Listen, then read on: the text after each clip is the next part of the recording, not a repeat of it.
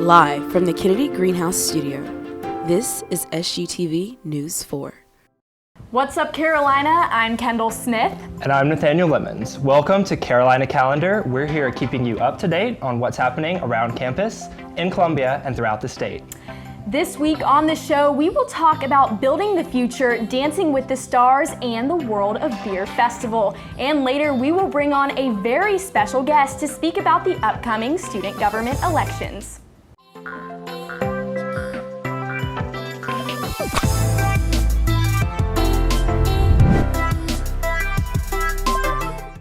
We have some really exciting events around campus to kick off the show this week. What do we have first, Nathaniel? Well, welcome back, Kendall. We've got a lot going on, and first off, as always, is Thursday After Dark. This week, it's a hypnotist, Josh McVicker, It's tonight from 10 to 11:30, free admission in the Russell House Ballroom. It's audience participatory, so you can just go, get hypnotized, see some of your friends do crazy things. I think it sounds like a pretty good event. This terrifies me. We did this at my high school, and the things that my friends did, they will never live them down. So I don't think I would ever get up on stage to do that. Oh my goodness, and now like with all of the social media, you have Snapchat, Instagram, Absolutely. People can post that everywhere and see you being hypnotized. For some reason, it falls into the same category as That's So Raven. I don't know, the psychic, the hypnosis thing, it just reminds me. Do you believe in it? Do you think people actually get hypnotized? I can't say because I've never been to one before, but the people who have been through it say it is absolutely crazy. I think it's real.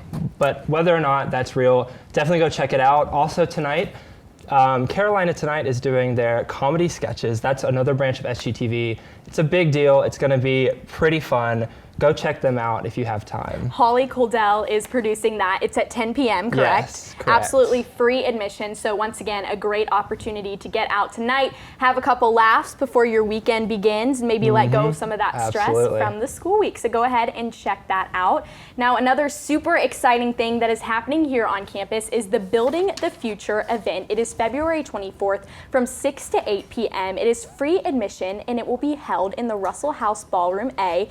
Current students will be able to meet with alumni and get advice as well as network. Now, what a great opportunity for all of our students, regardless of what major you're pursuing. Absolutely. You can meet our alumni from South Carolina and network for yourself. This may not sound as quite an exciting event as the others, but it's definitely one of the most important we've talked about because networking is everything. Absolutely. It will be beneficial in the end for sure. Do we have anything else going on, Nathaniel? Well, of course we do, Kendall. Karaoke night in Gamecock Park is coming up Tuesday, February 25th. It's from 7 to 10 p.m. and located in the Russell House dining area. This is just a really fun event. Go out with your friends, sing some songs. No one's really judging you, so just go have fun. Last week you said your go-to karaoke song is Firework by Katy Perry. Absolutely. Is that still true? Would you get out there and do it? I would do it, 100%. A Star is Born is also a good one, just because no one can hit those notes. So true, that's true. It's a good time. It's a good laugh. I would go for High School Musical, but that would be one of those that I think would make the Snapchat and the Instagram, especially if I were singing. You have a lot to live up to do that. Absolutely, Zac Efron. Who could really get there? Well, what else do we have, Kendall? To continue with what's going on in Columbia, we have the Dancing with the Stars live at Township Auditorium. Now, this is going to be on Friday, February 28th at 8 p.m. Tickets are starting at $57, and they are available online. This is so exciting. That sounds like a really, really good time. So, and $57 is a good deal to see some of those stars up close. I have been to Dancing with the Stars live Have you before. really? I have, in Charlotte, my hometown, and it was incredible. I went with my mom, so I would love to go again next Friday. And remind me, who is on this tour? Do we know? So it's all of the professional dancers, which at this point, they're basically like celebrities. Absolutely. Millions of followers on Instagram. And then they also have a couple of guest stars who were from this previous season. So I know Hannah Brown is actually going to be at a couple of locations on the tour. I don't know if she'll make it to Columbia, but she has been mentioned. So Mike Johnson was here last night, potentially Hannah Brown. With Bachelor stars here in Columbia. Lots of Bachelor things happening here in Columbia. And then the next really exciting thing that is going on in Columbia is the Gatsby Brunch with the Columbia City Ballet. It will be located at the Aloft Hotel in downtown, and it is February 29th from 11 a.m. to 2 p.m. Tickets are limited and are $45. You can find find those at Eventbrite. It is a fully catered brunch by Scott Hall Catering with a mimosa bar and much more. That sounds like the perfect way to round out February, I think. It does. Mimosa bar, I'm not 21, but ooh, that would be a good time. For those folks that are over 21, it would be a great time. If you're not over 21, you can still reap all of the benefits of going. Still a wonderful opportunity enjoying to that go brunch, dress up, just have a good time. Absolutely. Very classy event. Well, when we come back, we will have your latest on the big things happening around the state, so stay tuned. Welcome back, everyone. We're joined now by our reporter, Caden Dinkins, who has the latest with what's going on in the state right now. Glad to have you back, Caden. What's going on? So thanks, Nathaniel. This weekend, if you're looking for some fun, check out these local beer events going on around town. First, we have the World Beer Festival happening Sunday, February 22nd in Columbia, South Carolina at the Carolina State Fair. It is the national and international breweries, food, music, and more. I think that's going to be a great time for people. I've heard this is a pretty big event, so I'm really jealous. I'm going to send this to some of my friends who are over 21 to check out for sure.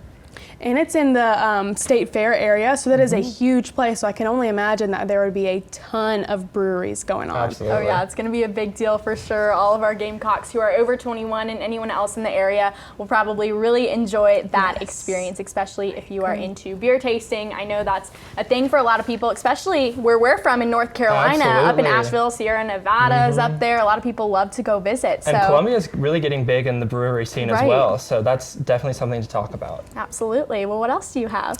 We have another beer-related event. It is a Bar Crawl USA. It is barbecue, beer, and a bourbon crawl. It is Saturday, February 29th from 12 to 6 p.m. located in the Vista. VIP information is located online, and tickets are starting at $22. 12 p.m. sounds a little early to start beer and bourbon for me. Absolutely. For Mardi Gras, though, right? Like, I would assume it's in honor of Mardi Gras. That makes sense. So that would be actually a really nice way to ring in Mardi Gras for all of those who celebrate and for anyone, again, who's over 21. So that would be, really fun, And the Vista has so many other opportunities. So while you're there, definitely check out some of our local restaurants. Absolutely. And VIP, what? I know. I don't know what that means, but you must be having a really good time. That's probably what that means. Absolutely. All right. Well, when we come back, we'll have JD Jacobus here to talk about his upcoming campaign for Student Senate. Stay tuned. Welcome back, Gamecocks. We are thrilled to be joined now by our special guest, JD Jacobus, an upcoming candidate for USC's Speaker of the Student Senate. Thank you so much for joining us, JD. Well, thank y'all for having me. I'm not sure if I'm much of a special guest, but I appreciate it. Oh, you are now with all that's going on with student government elections. I mean, how exciting is this? It's absolutely breathtaking. I've enjoyed the ride so far. I am unopposed, so I'm the only option they can vote for, which is nice for me because it is a little less stress. I don't have to worry about competing against someone. But at the same time, though, what I've talked about in my campaign is we want to make sure that we're still getting out there, still meeting the students, and still talking to them. So we've not stopped hustling. We're still speaking as many places as we can. So that's one of the reasons I'm here, is to talk to you all about the campaign. And I'm excited to introduce the Carolina community to myself and the campaign. Absolutely. Wonderful. Well, I've been covering Senate events for the past couple weeks, and I've seen you in action. Do you want to give our viewers just an overview of what you already do in the Senate and kind of your background? Yes. So I currently serve as the chairman of the Powers and Responsibilities Committee. I serve in that right now in the 111th Student Senate, and I was also in that role in the 110th Student Senate. And pretty much what my job comes down to is the interview and application process of nominees to various roles. Senate, presidents, secretaries, vice president. And so my job pretty much comes down to interviewing people, finding the best applicants, making sure that student gov is taking in the best people. I've been very involved in legislation during my time in the Senate. It's been a big passion of mine. I've done legislation on everything from security in Bull Street Garage to code changes. So I really think I've had a pretty diverse Senate career in terms of things that I've tackled. And so I'm kind of at a point now to where I decided that the next step up obviously would be to run for Speaker of the Student Senate. I still feel like there's more to do, that there's more I can give the university, and there's more that I can contribute to it. So I feel like this was the logical next step. Yeah, that makes sense. So could you tell us a bit about how you put your campaign together and some of the main points of Yes. So I actually did not decide to run, fun fact, until I was on the plane to go to Europe with my parents for their 25th wedding anniversary. We flew to Austria. And so I made a ton of calls before we left asking people that I knew I would need their support, should I run? And everyone said yes, and I still wasn't sure if I wanted to do it. So I was on the plane. It's like a 10, 11 hour flight, and I said I'm going to decide on this plane ride. And so I ended up reading Bob Iger's autobiography. And it kind of inspired me. It kind of made me realize that, you should do things that scare you. You should do things that you're confident you will be good at. And so I decided to do it. And so I got back right around New Year's. I made a ton of calls. I started recruiting people to the campaign, talked to fellow senators, talked to people I knew I would need support of, and kind of pulled the campaign together very quickly. We had very short time. We hit the ground running, though. Got everything done a week before campaigning started. I'm so proud of my team, and we've been rolling so far, so it's been a great event, and we've been excited with the work we've done so far. That's amazing. Wow, such a quick turnaround. That is. You would think that years work. Go into creating these campaigns, and the fact that you did it in such a short amount of time is so cool. Well, a lot of people do take, they might start planning, if they're running their junior year, they might start planning their freshman or sophomore year. But for me, I'm not a big person on focusing what's next. I want to make sure I'm doing the job that I'm supposed to do now. So I didn't want to be so obsessed with running for speaker that I didn't do my role as a senator. So I really wanted to make sure it's something that I wanted to do, and mainly that I would be good at it. I didn't just want to do it for the position. I'm really doing it because I would care about this university, and I really care about Senate. And so I wanted to make sure that I was the best person for the job. And then I really think I am right now. So it was kind of a tough decision, but I think it's one that I made the right decision, hopefully, and I hope the Gamecock community will think I made the right decision as well. So. Well, we're glad to have you running. Could you tell us just a bit, since this is a relatively new role, how you plan to shape it and contribute to the Carolina community? So the current speaker right now, Davis Latham, is a very good friend of mine. And so I remember when he first said he wanted to run for speaker, we were so for it. And so we have a great working relationship and a great personal relationship. And I've been so impressed with how he's elevated Senate. I think really this year Senate has become a voice that university administration and faculty really look for to see what is students' opinions on certain issues, what do students want. So my hope is I can continue his work and continue to elevate Senate to be this really voice of the student body that administration and faculty turn to when they have input. And then another thing I've been super impressed by his work as well is he's really promoted Senate a lot more than I think it ever has been, to where I think more students now know about the Senate and know about the work we do. And so that's one of my big campaign platform points that I really want to do as soon as I'm in office, is make sure more students are aware of who their senators are and what Senate is doing. And I think that's an area that's really easy to improve upon. And we've done great work like that in the 111th Student Senate, but I want to continue to push that and continue to make sure we're getting Senate faces out there and Senate initiatives out there to the student body. Absolutely. Well, this is obviously a really big role that you are taking on. I have to ask you, did you see yourself assuming this role as a freshman here at the university, or is this something that kind of progressed as you've been here? I had absolutely no intention of joining student government as a freshman. I never wanted to join student government. I ended up finally getting in as the Sergeant of Arms for the 110th Student Senate, very end of spring of my freshman year. And even then I thought I might apply for vacant Senate seat, which I ended up doing, and then it just sucked me in. I mean, it truly just pulls you in once you get involved. You meet so many excellent leaders. You really get to see the impact you can make on campus, and it just promotes you to want to work harder. But even, I mean, like I said, up until October of last semester, I would have told you I'm probably not running for Speaker of the Student Senate. This is probably the end of my term in student government. But again, I felt motivated, and I felt I was the best person for the job, and really I felt like I owed it, one, to the university. I really feel like we should all contribute as much as we can because the university does so much for us. And two, I felt like I owed it to Senate because Senate has given me so much. I always say it's been the most rewarding experience of my time here at Carolina to be a senator. And so I really feel like I owed it. So no, if you had asked me freshman year, would I be running for Speaker of the Student Senate, I would probably say no. Like, I don't even know what that is, right? So it's definitely not where I expected to be right now, interviewing with y'all. So. All right. Well, I think one final thought. Where do you see the most improvement in the Senate and this role going forward? For me personally, kind of like I talked about previously, I think it's outreach and making sure Senate is as engaged as possible. One of the things I've noticed from org visits, I asked most orgs I've visited to this, who knows who their senator is? Like, who knows the senator from your college? And it's usually maybe one person will raise their hand if there's 300 people, and that's very disappointing for me.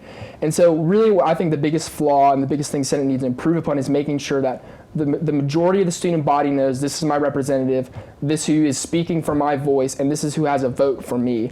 And so I think the biggest thing we need to do is make sure that students are aware of who is representing them, because it's important to know who's representing you, because we have a voice and we have a vote. And so I would say that's the biggest thing that I'm going to work on right off the bat. Well, we congratulate you on this new role that you are taking on.